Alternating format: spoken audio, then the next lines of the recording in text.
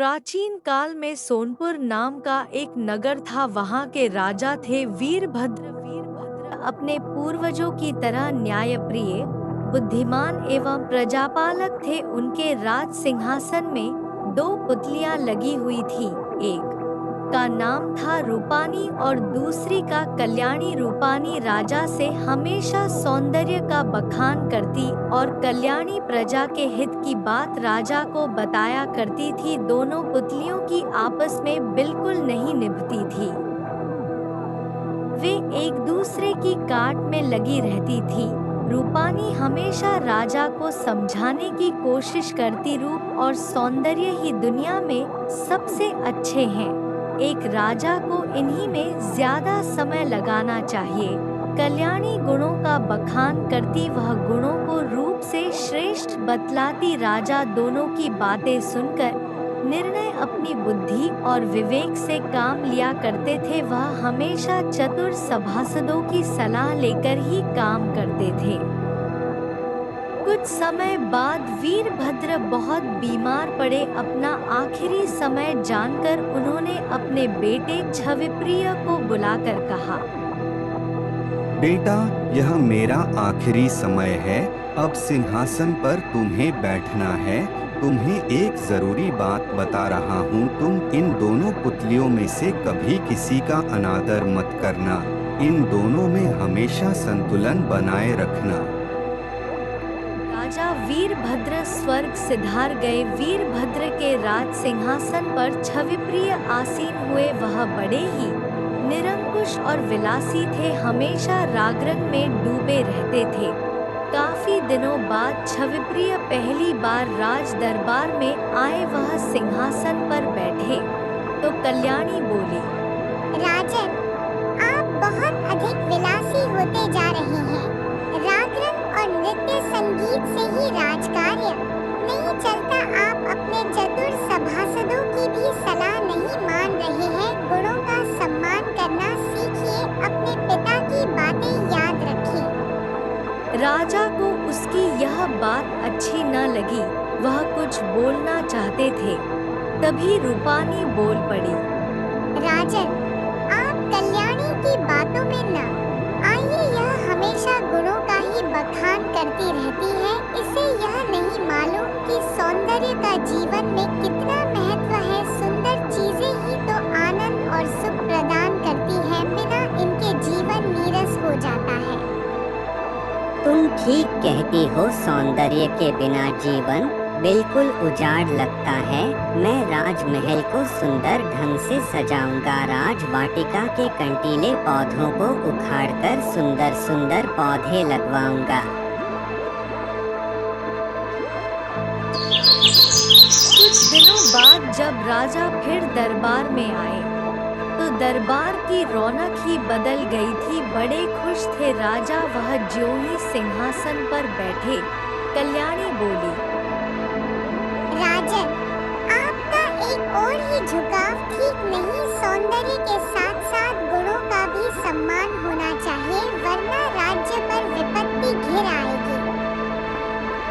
कल्याणी की बात राजा को फिर अच्छी न लगी। वह कुछ जवाब देते उसके पहले ही राजवैद्य बोल पड़े, हाँ राजन, कल्याणी ठीक कहती है।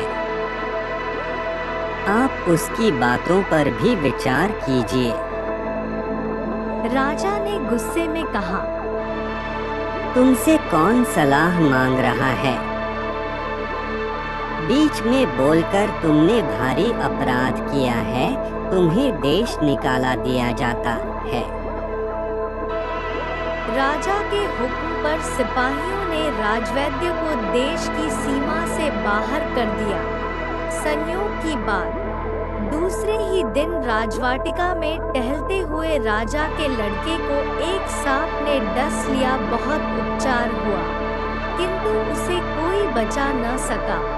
पुत्र शोक से दुखी राजा दरबार में पहुंचे, सिंहासन पर बैठना चाहा। तभी कल्याणी बोली, राजन, देख लिया, मेरी बात न मानने का परिणाम। अगर वाटिका से सारे कंटीले पौधों को न हटाया गया होता तो सांप वाटिका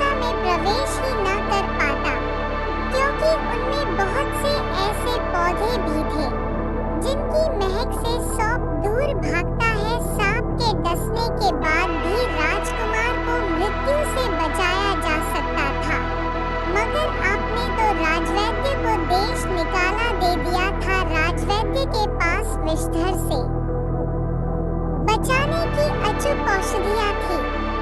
मैं बराबर आपसे कहती रही है, गुणों को महत्व दीजिए, मगर आप सुनते ही नहीं। कहकर पुतली मौन हो गई। अच्छा मौका देख, दूसरी पुतली रूपानी बोली। कल्याणी, ऐसे शोक के समय में तुम राजा का उपहास कर रही हो, यह अच्छी बात नहीं। राजा पहले से ही झुंझलाए हुए थे। रूपानी की बातों ने आग में घी का काम किया। गुस्से में उन्होंने कल्याणी से कहा, आज के बाद तुम मुझसे बात न करना। राजा के निर्णय से सारे सभासद चकित रह गए। कुछ ने राजा को अपना निर्णय वापस लेने की सलाह दी, लेकिन राजा ने किसी की एक न सुनी। कल्याणी उसी दिन से चुप हो गई। अब राजा के ऊपर रूपानी का एकाधिकार था। राजा दिन रात जागरण में डूबे रहने लगे। बूढ़े सभासदों को दरबार से निकाल उनकी जगह नौजवान एवं रूपवान सभासदों की भर्ती की गई। यहाँ तक कि राजमहल के पुराने और विश्वासपात्र दास दासियों की भी छुट्टी कर दी गई। इन सारी बातों की सूचना पड़ोसी राजा को मिली। वह बड़ा खुश हुआ। उसकी सोनपुर से पुरानी दुश्मनी थी। कई बार दोनों में युद्ध हो चुका था। बदला लेने का अच्छा अवसर देख पड़ोसी राजा ने वीरपुर पर हमला कर दिया। सोनपुर के राजा तो रंगरेलियों में डूबे थे। सेना में भी ज्यादातर सैनिक अनुभवहीन और नए सिपाही ही थे। पुराने योग्य एवं लड़ाकू की छुट्टी कर दी गई थी। इसके अतिरिक्त सोनपुर से निकाले गए बहुत से दास दासियों से भी बहुत सारी गुप्त जानकारियां शत्रु ने प्राप्त कर ली थी। हमले की खबर सुन राजा छविप्रिय घबरा गए। क्या करें? सोचने लगे शायद कल्याणी पुतली के नाराज होने से ही विपदा आई है। भागे भागे सिंहासन के पास गए। क्षमा मांगकर कल्याणी से उपाय पूछा।